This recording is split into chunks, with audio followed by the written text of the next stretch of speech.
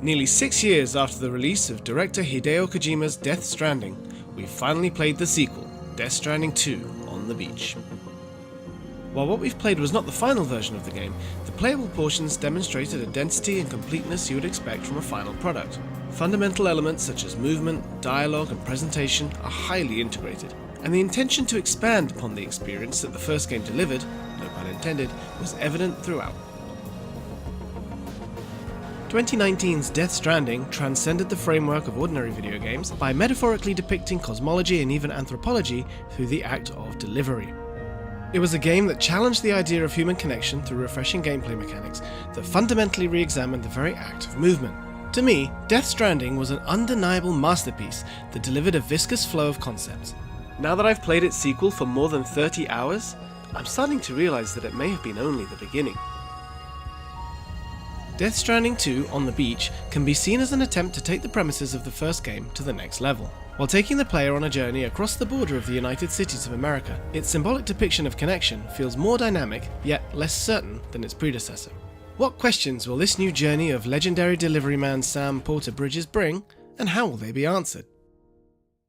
In the first game, Sam reconstructed connections between people while uncovering the truth behind Death Stranding, a mysterious phenomenon that caused disconnection between cities. Through Sam's journey of delivering supplies, players experienced movement in a way video games had not offered before, while the story gradually unfolded its views on life, death, and cosmological visions. The setting of Death Stranding 2 moves from the rebuilt UCA to the Mexican border region. The photorealistic graphics that meticulously depict Mexico's desolate land are nothing short of impressive. From the texture of the dried surface to faintly rippling sand dust and rocky mountains in the distance, the game's visuals drew me in right away. Photorealistic modelling and subtle facial expressions of characters have also largely improved from the first game, and the art style creates an aesthetic that transcends mere realism, forming a powerful foundation supporting the game's surrealistic worldview and story. The part that plays in Mexico functions more or less like a tutorial, not just in terms of gameplay but also story and settings. While the first game overwhelmed players with numerous terms and settings in its early hours, Death Stranding 2 is conscious of being accessible even without prior knowledge. The game also offers a recap mode in novel style, as well as a glossary function called Corpus, showing careful consideration for players who have not played the first game, or those who did but found it too complicated.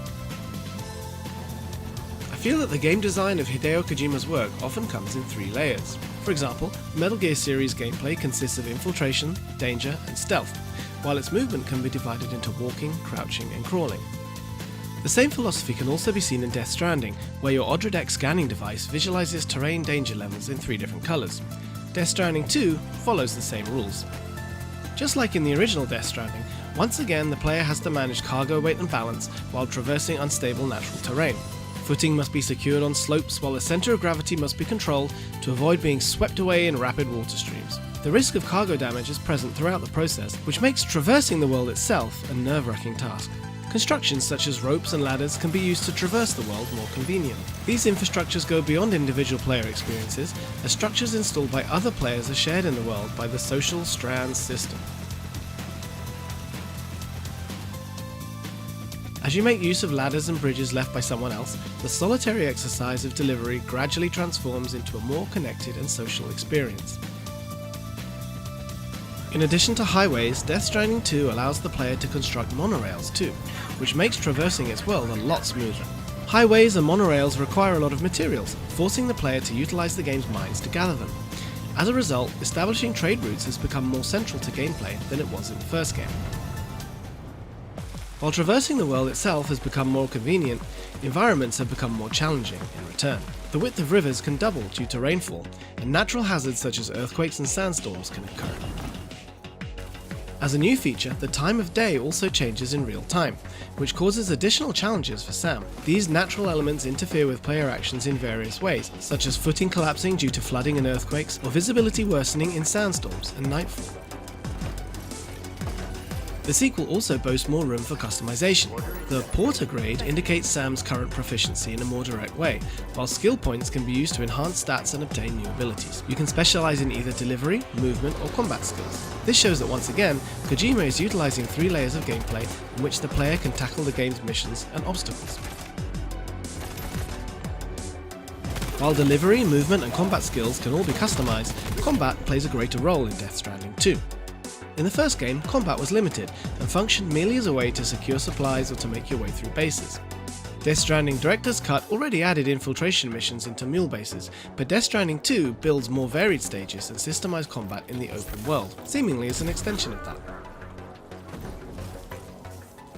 New human enemy forces such as bandits and armed survivalists appear, and their bases are designed as stages with simple three-dimensional structures.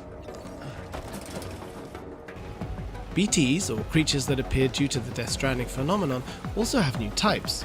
Larger BTs with stronger attacks make the combat more challenging than it was in the first game. Combat has become more tactical as well. By throwing a speaking doll, called Dollman, you can observe the insides of bases from above to grasp enemy placement and movement lines. While close combat remains important, remote stealth attacks with the blood boomerang,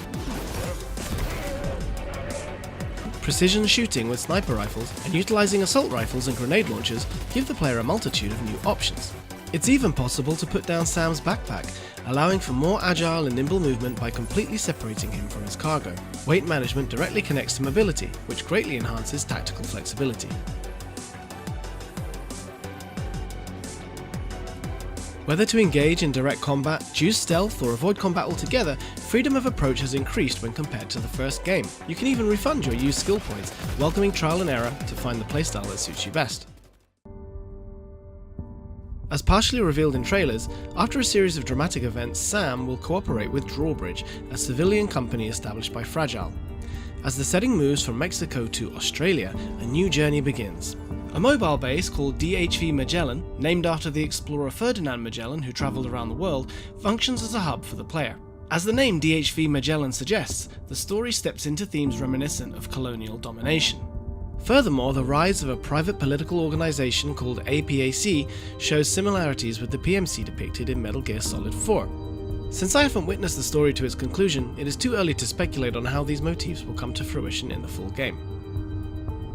In Death Stranding, people were isolated and only porters traversed the dangerous outside world, which many noted seemed to foresee the COVID-19 pandemic.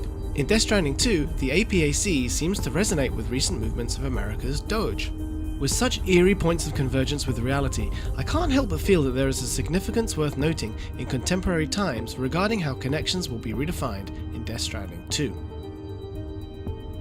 Of particular note is the presence of actor Luca Marinelli, who plays a mysterious man. Both Marinelli's acting ability and the presentation of scenes he appears in leave a strong impression. The mystery of who this man is and why he stands in Sam's way will have players speculating for sure. Marinelli and his character are just as captivating as Mads Mikkelsen's Cliff was in the first game. One concern I had during my 30 hours with the game was that I realised that the trailers contain content that delves quite deeply into the main story, to the extent that a lot of what happened throughout the game I was already somewhat aware of. Could it be that too much has been given away in the trailers? Or is there a big surprise awaiting players when Death Stranding 2's full picture is revealed? We can only eagerly await the game's June 26th release.